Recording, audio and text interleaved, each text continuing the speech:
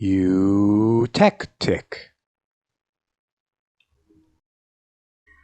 Okay, welcome to the next section, which is about the area ratio and the rule that goes with it.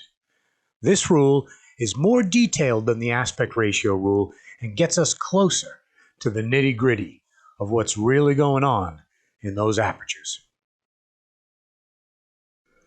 So let's define the area ratio. In words, the area ratio is the printed area of the pad divided by the total area of the aperture walls. In the figures below, you can see the stencil aperture walls and the pad that goes with it. The aperture dimensions of length, width, and thickness will determine the total area of aperture walls. And the printed area of the pad is determined by the same length and width of the aperture, since the only printed part of the pad is that exposed to the stencil aperture. Now we're going to be calculating the area of a printed pad.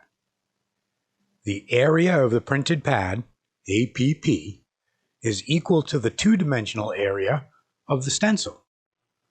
More specifically, APP is equal to the length of the aperture times the width of the aperture.